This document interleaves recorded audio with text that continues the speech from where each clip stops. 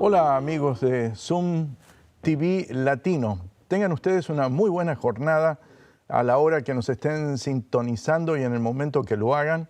Este es un tema continuación de la serie que hemos llamado ¿Es cristiano el catolicismo? Y en esta presentación de esta jornada habremos de hacer referencia al cambio de la ley que afecta el catecismo. Por lo tanto, vamos a hacer una oración y vamos a ir directamente a ese tópico. Padre en los cielos, gracias por tu bendición. Guíanos en el estudio de tu palabra en esta jornada y también para poder discernir cambios que se puedan producir en tu escrito sagrado, lo pedimos en el nombre de Jesús. Amén. En esta jornada, en esta presentación, vamos a estar hablando acerca de la ley de Dios. Este es un tema sumamente importante. Fue dada al pueblo de Israel, como se relata en Éxodo el capítulo 20.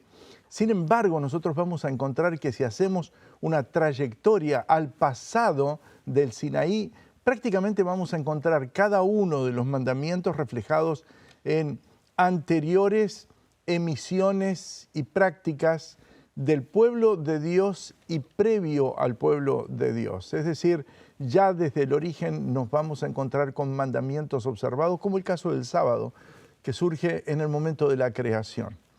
La importancia de la ley de Dios está dada no solamente en el contenido que tiene para la población, para la sociedad, para cultivar nuestra relación con Dios y con nuestro prójimo, sino también en los modelos que Dios utilizó como para poder transmitirlo. La Biblia dice que fue escrita en tablas de piedra. Vean Éxodo el capítulo 35, versículo 18, dice el texto, y dio a Moisés, cuando acabó de hablar con él en el monte de Sinaí, 2 tablas de testimonio, tablas de piedra escritas con el dedo de Dios. Es decir, Dios mismo se tomó la tarea de grabar con su mano, con su dedo, dice la Biblia, sobre tablas de piedra los mandamientos. Deuteronomio 9:10 afirma lo mismo, amplía el punto y dice, y me dijo Jehová, dice Moisés, me dio Jehová las 2 tablas de piedra escritas con el dedo de Dios, y en ellas estaba escrito según todas las palabras que os habló Jehová en el monte de en medio del fuego y el día de la asamblea.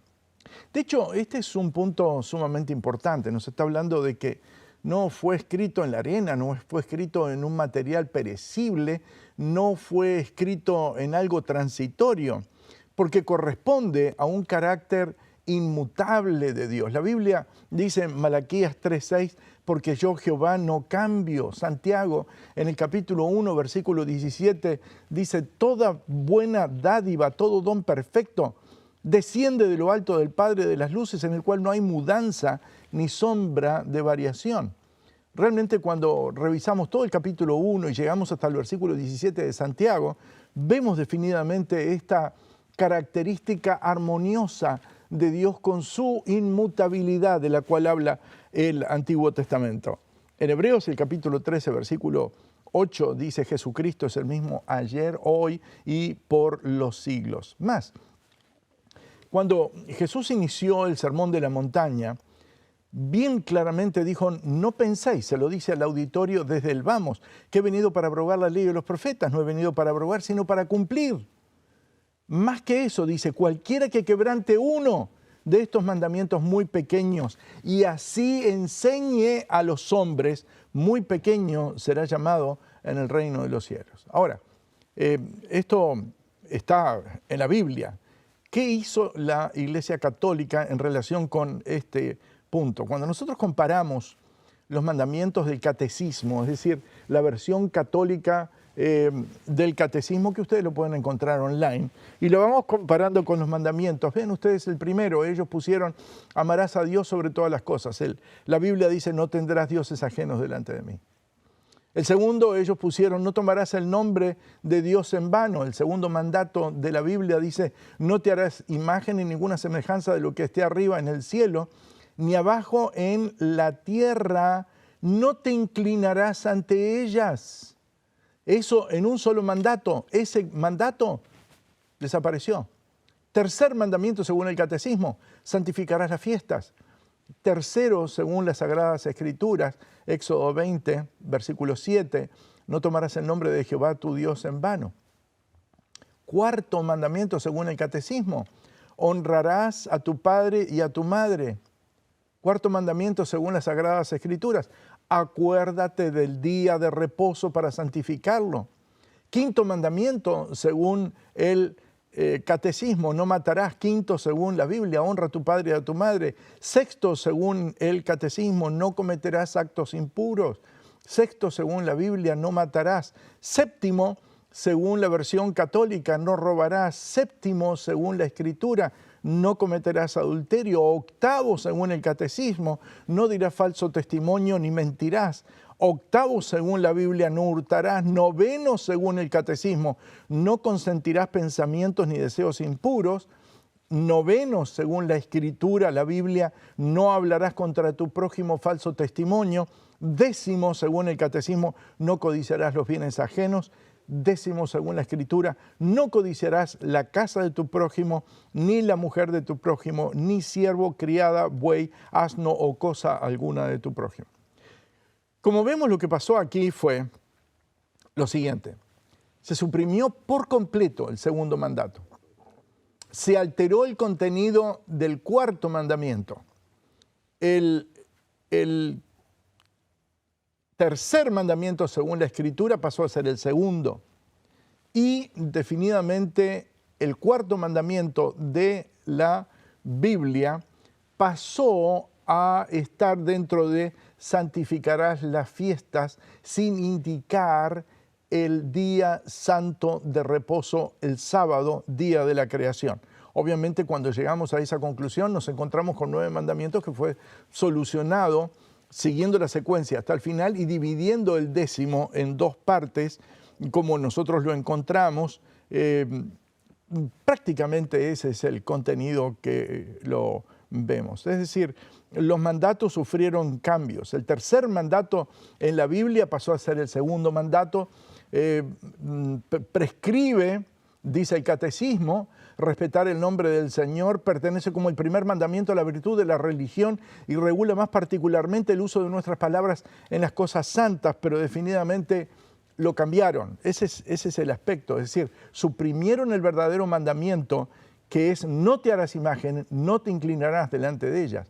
De hecho, este es un aspecto serio, una porque es ley de Dios, fue escrita por la mano de Dios, fue escrita sobre piedra, etc.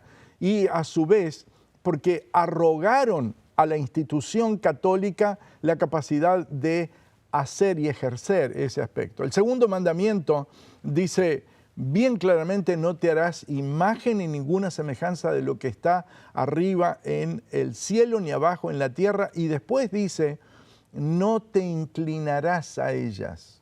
Es decir, no hay lugar para adoración o veneración en las imágenes en el mandamiento bíblico.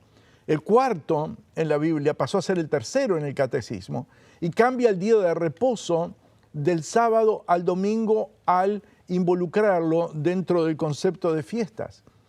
El catecismo, cuando lee sobre el particular, dice el tercer mandamiento del Decálogo, proclama la santidad del sábado. El séptimo día será descanso completo consagrado al Señor. Y cita a la Biblia, el catecismo. Sin embargo, pusieron santificarás las fiestas. Lo engamaron dentro de ese aspecto. Y el décimo se transformó en noveno y décimo en el catecismo. El décimo de la Biblia pasó a ser el noveno y décimo del catecismo. ¿Qué nos está diciendo esto? Cuando nosotros recorremos las Sagradas Escrituras no podemos menos que pensar en Daniel capítulo 7. Daniel capítulo 7 habla de una serie de poderes que habrían de aparecer en el tiempo que habrían de sucederse con el paso de los años y habría un cuerno pequeño que dice que es un reino identificado bien claro dentro del contexto de Daniel capítulo 7 y el versículo 25 dice, y hablará palabras contra el Altísimo y a los santos del Altísimo quebrantará y pensará en cambiar los tiempos y la ley. Cuando nosotros pensamos tiempos y ley, hay solo un mandato que tiene y alberga tiempo dentro de la codificación legal dada por Dios al pueblo de Israel, y ese es el sábado. Y aquí nos encontramos con que este aspecto fue alterado. Este mandato es bien claro sobre el particular. Hablará palabras contra el Altísimo. Hablar palabras contra el Altísimo no significa insultar necesariamente a Dios o vociferar contra Él, pero sí ocupar su lugar o desplazar su autoridad. Y este es uno de los aspectos. Cuando nosotros vamos al catecismo de Geiermann, que lo mostré, el de Peter Geiermann, recientemente en una de las presentaciones, y preguntamos quién cambió el mandamiento, pregunta el catecismo de la versión Geiermann, Peter Geiermann, ¿cuál es el tercer mandamiento? Responde, el tercer mandamiento es acuérdate de santificar el sábado. ¿Cuál es el sábado? Pregunta el catecismo. El sábado es el día de descanso. Y entonces pregunta ahora, ¿por qué observamos el domingo en vez del sábado? Y aquí recuerden nuestra presentación al principio, porque definitivamente eso fue lo que dijo el sacerdote. Y el catecismo de Geiermann dice, observamos el domingo en vez del sábado, porque la Iglesia Católica transfirió la solemnidad del sábado al domingo. Y aquí viene la pregunta antigua que habíamos hecho y que definitivamente yo transformé en una afirmación. ¿Puede una institución humana cambiar la ley de Dios?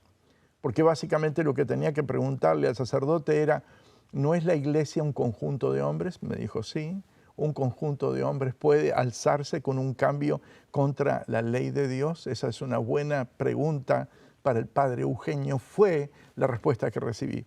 Y entonces ahora, ¿por qué la Iglesia Católica, dice Geiermann, sustituyó al domingo por el sábado? La Iglesia sustituyó al domingo por el sábado por la plenitud del poder divino que Jesucristo la invistió. En ningún caso encontramos en la Escritura, en las revelaciones de Antiguo, Nuevo Testamento o en los mandatos del Señor Jesús que Él haya investido a la Iglesia para cambiar aspectos legales, códigos legales que el Señor ha dado por revelación. Más bien, lo que el Señor Jesús dice, no penséis que he venido para abrogar la ley o los profetas. Este es un aspecto que llamó tanto la atención, no solamente en los medios religiosos, sino también en los medios seculares. No ha mucho tiempo atrás hubo una novela que se llamó El Código de Da Vinci, Da Vinci Code, y este libro generó un impacto dentro de la sociedad contemporánea. Ciertos sectores han contemplado con sorpresa algunos de los aspectos religiosos en los que invade el autor Dan Brown en el libro de Da Vinci Code o el Código de Da Vinci. Una de las cosas que él dice y señala, y estoy citando la página 232 en inglés de ese libro, dice él, hasta hoy los historiadores se maravillan por la forma brillante como Constantino convirtió en cristianos a los paganos adoradores del sol. Al fusionar símbolos, escuchen bien, símbolos, fechas, rituales paganos con la tradición cristiana, creó una especie de religión híbrida que resultó aceptable para ambas partes. Creó una religión híbrida. Recuerden lo que dijo el profeta. Dice que sería un reino diferente, sería distinto. La palabra que utiliza aquí Dan Brown, híbrida, se pega muy bien a ese concepto. Dice y abunda Dan Brown en su escrito y dice, se adoptan símbolos paganos. El símbolo solar egipcio pasa a ser el halo de los santos. Isis, nutriendo a su hijo pequeño Horus, es la moderna imagen de María alimentando a Jesús. Virtualmente, todos ellos elementos del ritual católico. Pero al cambiar la página y en la transición de la página 232 a 233 de Da Vinci Code, dice lo siguiente: originalmente el cristianismo honraba el sábado judío, pero Constantino lo cambió para que coincidiera con el día pagano de veneración al sol. Hasta este día, la mayoría de las personas que asisten a los servicios religiosos los domingos por la mañana no tienen idea de que lo hacen en razón del día pagano de tributo al dios Sol, o Sunday. Sunday. No solamente lo descompongan en inglés, por favor, vean el alemán. Sonntag. Sonntag. Definitivamente estos son algunos aspectos que vale la pena tener en cuenta. Cuando nosotros pensamos en domingo en español, viene de Dominus, Señor.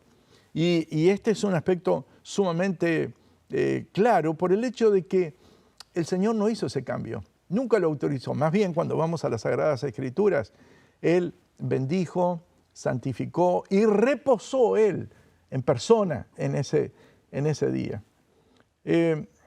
Como muestra, basta un botón. Y por favor, ahora, si usted quiere analizar este tema en mayor detalle, vean los cambios que se fueron produciendo. En el año 2000 se produjeron una serie de sucesos, de cambios muy, muy importantes. Y es que el diccionario famoso que regula la lengua hispana en todo el mundo, desde Madrid, España, tuvo una convención en el Centro Cervantes y hubo muchos cambios que se fueron introduciendo. Y allí se cambiaron algunas cosas dentro de la definición de vocablos en idioma español. Vale la pena que nosotros recordemos este punto. Si usted va al Internet y en el Internet busca newadvent.org, este es un sitio web católico.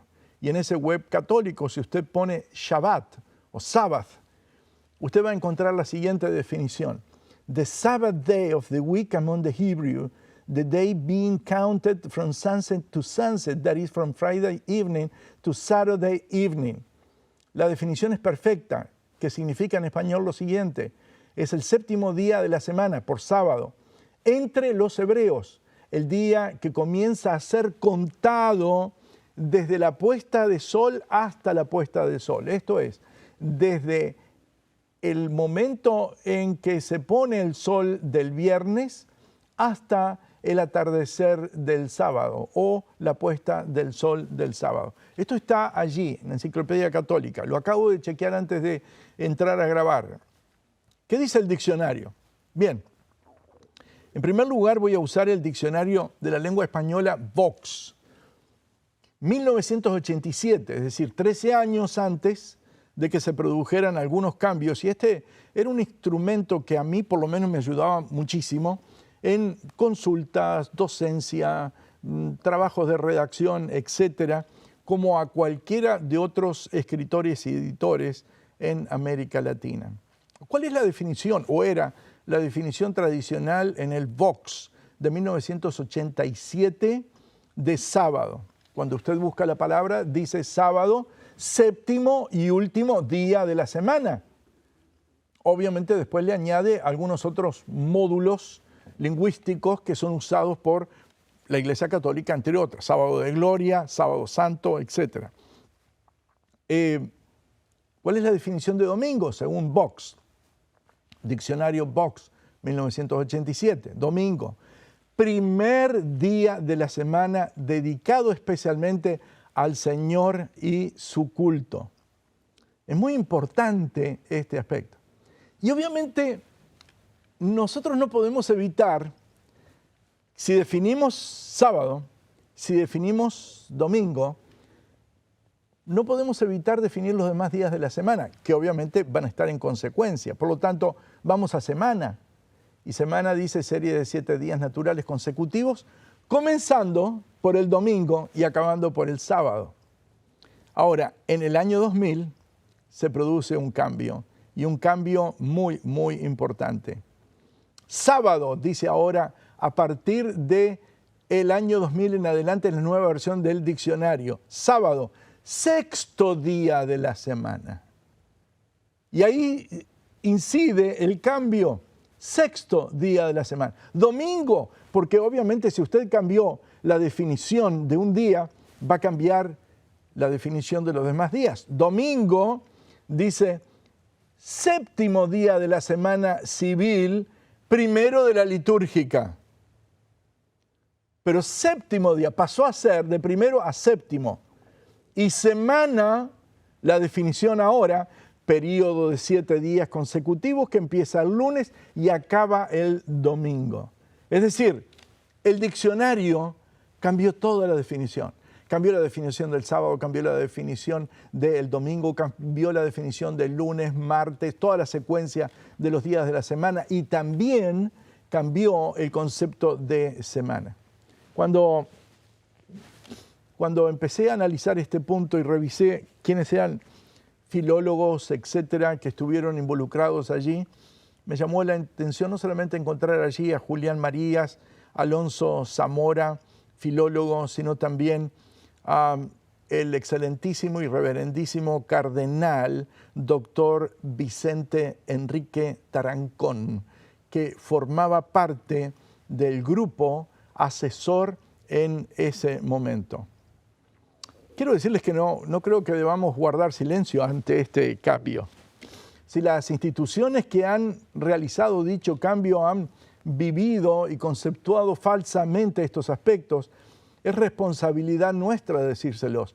Alcé mi voz, envié mis emails, se los dije a ellos, allí no están actuando correctamente. Me preguntaron si era judío, dije que no preguntaron mucho más. Pero básicamente quiero decirles que cuando leemos el catecismo, dice, nos reunimos todos los días, todos el día del sol, catecismo, porque es el primero después del sábado judío, pero también el primer día en que Dios, sacando la materia de las tinieblas, creó el mundo ese mismo día. Jesucristo, nuestro Salvador, resucitó entre los muertos. Pero, recuerden lo que decía allí, Sunday. Era el día de adoración al Dios Sol. Y de hecho, ese fue el gran componente híbrido que atrajo a través de ese tipo de cambio a todos los sectores paganos, tomó los antiguos templos, los purificó con agua bendita y continuaron siendo lugares de adoración ahora en la nueva liturgia cristiana que lentamente estaba paganizándose y asimilándose a las necesidades del consumo religioso y continuando donde estaban. Ese es un aspecto que vale la pena que nosotros lo tengamos muy, muy en cuenta. Cuando Jesús en el Sermón de la Montaña dijo, no penséis que he venido para abrogar la ley de los profetas. No he venido para abrogar, sino para cumplir. Porque de cierto os digo que hasta que pase el cielo, la tierra, ni una jota ni una tilde pasará de la ley hasta que todo se haya cumplido. Cuando usted continúa la lectura de Mateo capítulo 5, y hemos leído solamente versículos 17 y 18, piense, ni una jota ni una tilde. Aquí hubo no jotas, no, cambiaron mandamientos enteros, omitieron mandamientos, los alteraron, los suplieron, tomaron uno, sacaron, los pusieron y lo impusieron de acuerdo a su filosofía, sus prácticas y sus criterios, no los de Dios. Y aquí está bien claro el contraste. Y ahora dice el Señor, y sigo leyendo en el versículo 18, de manera que cualquiera que quebrante uno de estos mandamientos muy pequeños y así enseña a los hombres, muy pequeño será llamado en el reino de los cielos. Más, cualquiera que los haga y los enseñe, este será llamado grande en el reino de los cielos. Porque os digo que si vuestra justicia no fuese mayor que la de escribas y fariseos, no entraréis en el reino de los cielos. Es nuestro deber y nuestra responsabilidad acercarnos a la palabra, observar, analizar, quizás rebobinar algunos de los aspectos que hemos presentado en esta ocasión, y ustedes lo van a tener bien claro en pantalla en esta presentación, y pensar si es la iglesia un conjunto de hombres. ¿Es la iglesia un conjunto de hombres? ¿Puede un conjunto de hombres cambiar la ley de Dios? Lo hicieron, cambiaron la ley de Dios. Pero al cambiar la ley de Dios, no pudieron evitar caer en la sombra de la acusación bíblica de el pensar en cambiar los tiempos y la ley. No pudieron evitar que se visualice que es un reino, un poder terrenal, no una iglesia como la que funda el Señor Jesucristo, no una iglesia que convoca discípulos, sino un poder regio, terrenal, con una autoridad que se alza por encima de la legalidad del mandato divino hecho en piedra, y allí correrán el riesgo de enfrentarse con esa responsabilidad. Pero si nosotros, nos adherimos a la santa palabra de Dios, nos acercamos a ella, obedecemos su mandato, obedecemos lo que la palabra dice, no el cambio hecho violentamente contra la palabra divina, sino básicamente seguimos lo que la palabra divina nos indica, la luz del Señor resplandecerá en cada uno de nosotros. Y cada uno de nosotros podrá ser un emisor de esa luz en el mundo, como un faro que alumbra en un lugar oscuro, porque las Sagradas Escrituras tienen un poder excepcional. La Biblia dice que la luz resplandece en las tinieblas. Estimado televidente y amigo, luego de haber analizado estos puntos, la invito a ser luces resplandecientes en las tinieblas del mundo.